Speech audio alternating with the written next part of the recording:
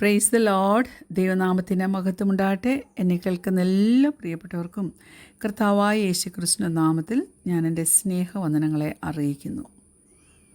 ദൈവമക്കളെ, നമ്മൾ ഫിസിക്കലായിട്ടുള്ളതാണെങ്കിലും ഇമോഷണലായിട്ടുള്ളതാണെങ്കിലും ഉള്ള മുറിവുകൾ നാം സഫർ ചെയ്യുമ്പോൾ, ഞാൻ പറയട്ടെ, ക്രിസ്ത്യൻ ലൈഫിൻ്റെ കോർണർ സ്റ്റോൺ എന്ന് പറയുന്നത് ഫൊർഗീവ്നെസ്സാണ്. യേശു കർത്താവിനെ നമ്മൾ നോക്കുകയാണെങ്കിൽ വളരെ അൺഫെയറായിട്ടും അൺജസ്റ്റായിട്ടുമുള്ള ട്രീറ്റ്മെൻറ്റ് തനിക്ക് അനുഭവിക്കേണ്ടി വന്നു, താൻ മരിക്കുന്നത് വരെയും. പക്ഷെങ്കിൽ തൻ്റെ അവസാന നിമിഷം അവനെ കളിയാക്കിക്കൊണ്ടിരുന്ന ആ ഒരു കള്ളൻ, ഒരു മോക്കിംഗ് തീഫ് ഉണ്ടായിരുന്നല്ലോ ക്രൂശിൻ്റെ ഒരു വശത്ത്, അവനോട് പോലും ക്ഷമിപ്പാൻ നമ്മുടെ സ്വർഗത്തിലെ ദൈവത്തിന് കഴിഞ്ഞു. എത്ര മഹത്തായ കാര്യമല്ലേ ദൈവമക്കളെ. ഇന്നൽപ്പം നേരത്തെ ചിന്തയ്ക്കായിട്ട് ഉൽപ്പത്തി പുസ്തകം 50-ാം അധ്യായം അതിൻ്റെ 20-ാം വാക്യം, നിങ്ങൾ എൻ്റെ നേരെ ദോഷം വിചാരിച്ചു, ദൈവമോ ഇന്നുള്ളതുപോലെ ബഹുജനത്തിന് ജീവരക്ഷ വരുത്തേണ്ടതിന് അതിനെ ഗുണമാക്കി തീർത്തു. ജോസഫ് പറയുന്ന കാര്യമാണ്. അവൻ്റെ നേരെ ദോഷം വിചാരിച്ചു, ഒറ്റ വ്യക്തിയുടെ നേരെ വിചാരിച്ചു ദോഷം. പക്ഷെ ഗുണം വന്നപ്പോഴോ ധാരാളം പേർക്ക്, അനേകർക്ക് അതിൽ നിന്ന് ഗുണം വന്നു. ഫൊർഗീവ്നെസ്സിന് ഒരു നല്ല ബ്യൂട്ടി ഉണ്ട് കേട്ടോ. ഫൊർഗീവ്നെസ്സിനൊരു സൗന്ദര്യമുണ്ട്. തിരുവചനപ്രകാരമുള്ള ഫൊർഗീവ്നെസ് ഉണ്ടല്ലോ, അത് പേഴ്സണലായിട്ടുള്ള മുറിവുകളെ ഡയറക്റ്റായിട്ടും സ്പെസിഫിക്കായിട്ടും ഒക്കെ ദൂരീകരിക്കുന്നതായിത്തീരും.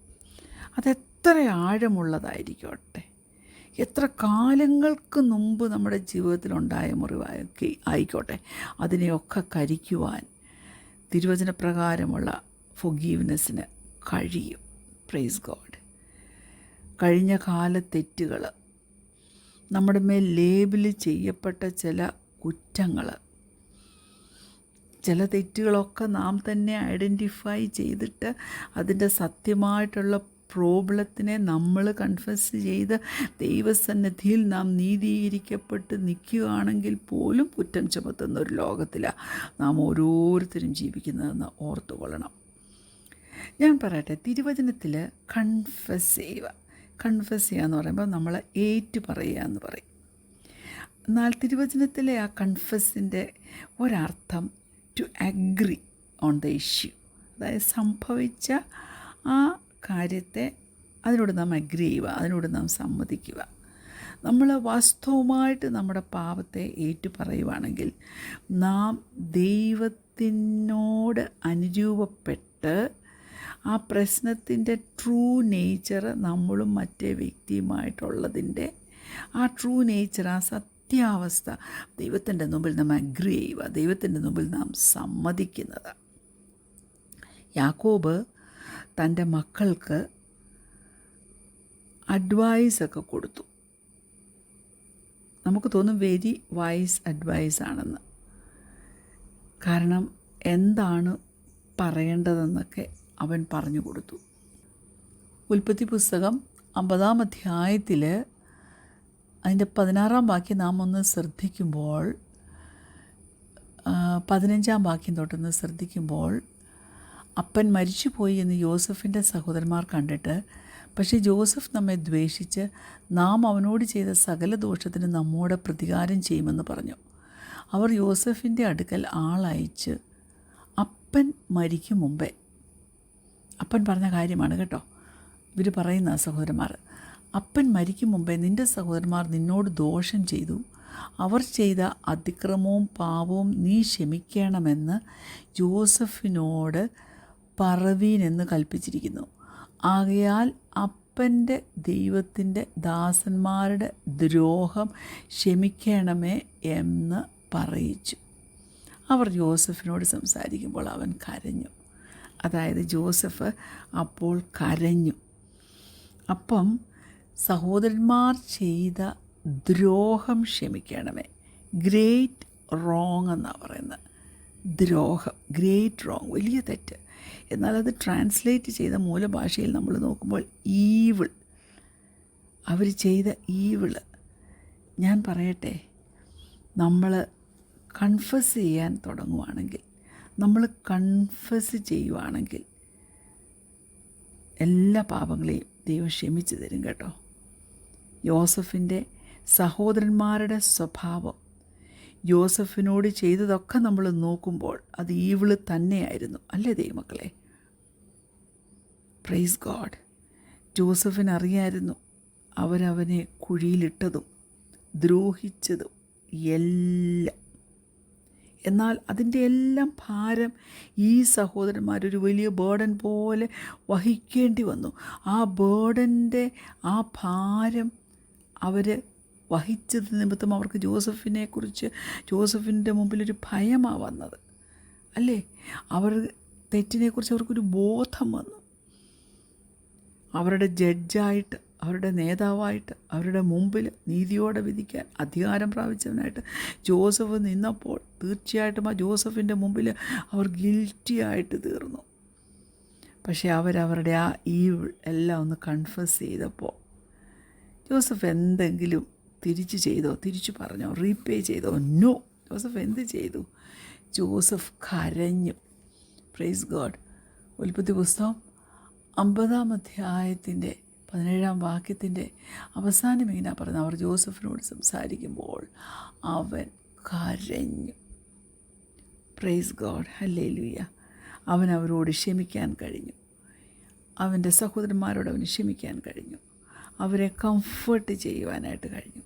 എന്നിട്ട് അവരുമായിട്ടൊരു നല്ല റിലേഷൻഷിപ്പിലേക്ക് ജോസഫിന് എത്തുവാൻ കഴിഞ്ഞു. എൻ്റെ പ്രിയപ്പെട്ടവരെ, 1 യോഹന്നാൻ 1:9 നമ്മളെ അതല്ലേ പഠിപ്പിക്കുന്നത്?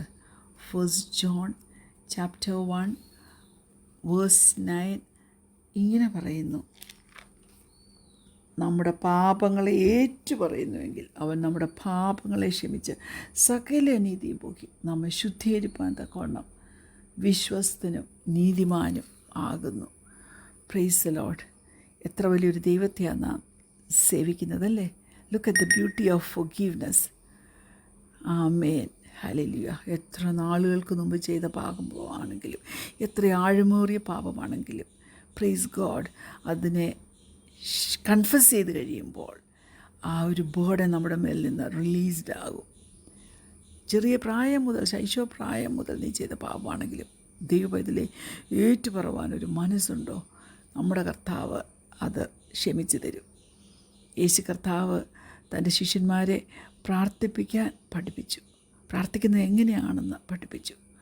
എന്നിട്ട് അവർ ഈ തകർന്ന ലോകത്തിൽ ഒരുമിച്ച് എങ്ങനെ നടക്കണം എന്നുള്ളതിനെക്കുറിച്ചൊക്കെ ഒരു കാഴ്ചപ്പാട് കർത്താവ് അവരുടെ ഉള്ളിൽ കൊടുത്തു. പിതാവുമായിട്ടുള്ള ആ ബന്ധത്തെക്കുറിച്ച്, തമ്മിലുള്ള ബന്ധത്തെക്കുറിച്ച്, അവൻ്റെ ആ കൃപയുടെ വെളിച്ചത്തിൽ നടക്കേണ്ടത് എങ്ങനെയെന്നതിനെക്കുറിച്ചൊക്കെ യേശു കർത്താവ് അവരെ പഠിപ്പിച്ചു. നമ്മുടെ പിതാവ് നമുക്ക് ദിനംതോറുമുള്ള ഭക്ഷണം മാത്രമല്ല തരുന്നത്, നമ്മളെ ദിനംതോറും ഒരു ഡെയിലി ഡിസിപ്ലിൻ നാം നടക്കാൻ തക്കവണ്ണം നമ്മെ പഠിപ്പിക്കുന്നവനാ. ഞാൻ പറയട്ടെ, ഓരോ ദിവസവും നമുക്ക് എന്തോ പറ്റുന്ന തെറ്റ് ചെയ്തിട്ട് ഡെയിലി അക്യുമുലേഷനാണ്. എന്തിൻ്റെയാണ്? മിസ്ഡീഡ്സിൻ്റെയും ഹേർട്ടിൻ്റെയും തെറ്റുകളുടെയും എല്ലാം. കാരണം നമ്മൾ ജീവിക്കുന്നത് ഈ ദുഷ്ടത നിറഞ്ഞ ലോകത്തിലാണ്, വീണുപോയ ലോകത്തിലാണ്, പാപത്താൽ നിറയപ്പെട്ട ഈ ലോകത്തിലാണ്. അപ്പം അതെല്ലാം നമ്മുടെ ജീവിതത്തിൽ അങ്ങ് അക്യുമുലേറ്റ് ചെയ്യുമ്പോൾ മനസ്സിലാക്കണമേ, ദിനംതോറും പാപങ്ങളെ ക്ഷമിപ്പാനുള്ളൊരു കൃപ കൂടെ നാം ചോദിച്ച് മേടിച്ച് അതനുസരിച്ച് കൊള്ളണം. ഹല്ലേലൂയ. നമ്മുടെ ജീവിതത്തിൻ്റെ എല്ലാ മണ്ഡലത്തിലും ഒരു ഡിസിപ്ലിൻ നാം പാലിക്കണം. നാം പാപം ചെയ്ത് കല്ലിച്ചു പോകരുത്. മറ്റുള്ളവരോട് ക്ഷമിക്കാനുള്ളൊരു മനസ്സ് നമുക്ക് വേണം. കാരണം നമ്മുടെ ദൈവം നമ്മുടെ പാപങ്ങളെ ക്ഷമിച്ചു തന്നില്ലേ? അതോ അതിനൊത്തോണം നമ്മെ ശിക്ഷിക്കുമായിരുന്നു അവൻ? Praise the Lord. ഹല്ലേലൂയ. നമ്മുടെ അഹങ്കാരങ്ങളും നമ്മുടെ തെറ്റുകളും മനസ്സിലാക്കി നമ്മളോട് ക്ഷമിച്ചിട്ട് നാം ആ വാക്കിംഗ് ഇൻ ഫോർഗീവ്നെസ്, അതിനകത്ത് നടക്കുന്ന നമ്മുടെ ദൈവത്തിന് ഇഷ്ടം. Praise God. ഹല്ലേലൂയ. അതുകൊണ്ട് ഞാൻ ചോദിക്കട്ടെ, നമ്മളും മറ്റുള്ളവരോട് ക്ഷമിക്കുവാൻ തക്കവണ്ണം ഒരുക്കമുള്ളവരായിരിക്കണം. എന്തെല്ലാം മുറിവുകൾ മറ്റുള്ളവരുടെ തെറ്റിനാൽ നമ്മുടെ ജീവിതത്തിൽ ഉണ്ടായിട്ടുണ്ടെങ്കിലും, എന്തെല്ലാം ഇൻസൾട്ടുകൾ, ഹല്ലേലൂയ. നാം സഹിക്കേണ്ടി വന്നാലും ഒരു കാര്യം ചെയ്തോണം, പെട്ടെന്ന് അതിനെ ഒന്ന് ദൈവം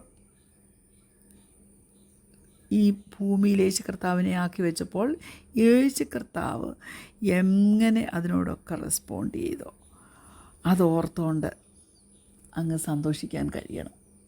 എഫെസ്യ ലേഖനം 4-ാം അധ്യായം അതിൻ്റെ 32-ാം വാക്യത്തിൽ ഇങ്ങനെ പറയുന്നു, നിങ്ങൾ തമ്മിൽ ദൈവമനസ്സലിയുമുള്ളവരായി ദൈവം ക്രിസ്തുവിൽ നിങ്ങളോട് ക്ഷമിച്ചതുപോലെ അന്യോന്യം ക്ഷമിപ്പിൻ.